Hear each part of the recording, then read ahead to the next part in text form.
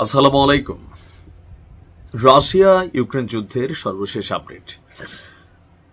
প্রায় বন্ধ হতে যাওয়া যুদ্ধটাকে আবারও পুনরুজ্জীবিত করেছে পশ্চিমা শক্তিগুলো, বিশেষ করে যুক্তরাজ্য নেতৃত্বে ফ্রান্স, জার্মানি, তারপর হচ্ছে পোল্যান্ড, আরো বেশ কয়েকটা দেশ। তারা খুবই অতি আগ্রহী হয়ে আমেরিকার সাথে যখন ট্রাম্পের সাথে যখন আপনার ইউক্রেন প্রেসিডেন্ট জেলির একটা বাদানুবাদ হলো, ওভাল অফিস থেকে তাকে বের করে দিল, এরপর বিভিন্ন সময়ে নানান ধরনের বক্তব্য, পাল্টা বক্তব্য দেখলাম।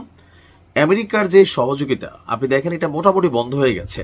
বাট বিপরীতে পশ্চিমা শক্তিরা, ইউরোপীয় ইউনিয়ন যে কোনো মূল্যে পুতিনকে ঝুঁকাবে, আর এই ঝুঁকানোর জন্য তারা ইউক্রেনকে সার্বিক সহযোগিতা করছে। কিন্তু এই সহযোগিতার বিপরীতে ইউক্রেন যে কাজটা ঘটায় দেখাই দিছে, এটা তাদের জন্য সাময়িক সৌভাগ্যের হলেও বা পশ্চিমাদের সহযোগিতা পাওয়ার জন্য অনেক বড়দূর মাইল ফলক হলেও কিন্তু রাশিয়া ইউক্রেন যুদ্ধে নিজেদের পরিণতি কোথায় নিয়ে যাচ্ছে। পুতিনের রাগ হওয়াটা খুবই স্বাভাবিক, যে এত বড় একজন সুপ্রিম লিডার, সুপ্রিম পাওয়ার, কিন্তু তার দেশের মধ্যে তার যুদ্ধ বিমানের ঘাঁটি উড়িয়ে দিয়েছিল।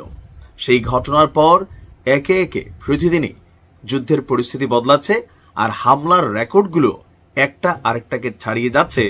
তবে এইবার ভিন্ন কৌশলে লড়াই করছেন পুতিন।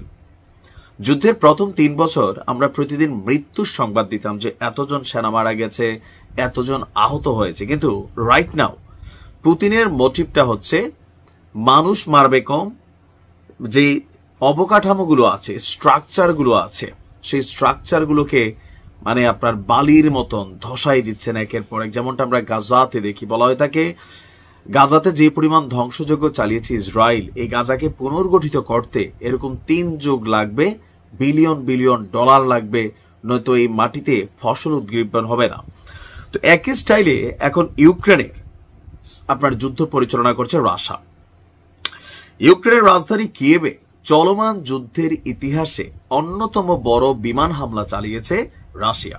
আর এই হামলায় একটা শহরকে পুরা মাটির নিচে দাবাই ফেলছে পুতিনের। শহরটার নাম হচ্ছে, খুবই গুরুত্বপূর্ণ একটা শহর হচ্ছে ওডেসা। তো নিহতের সংখ্যা বা আহতের সংখ্যা খুব বেশি না, 3 জন মারা গেছে, আহত হয়েছে অনেকে।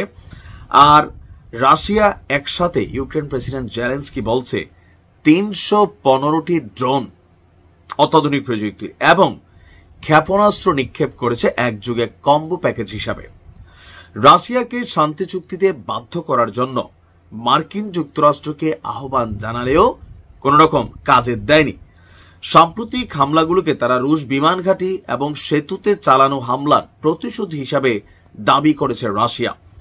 গত সপ্তাহে রাশিয়া ইউক্রেনের বিভিন্ন স্থানে প্রায় 1451টি ড্রোন, 78টি ক্ষেপণাস্ত্র ছড়েছে।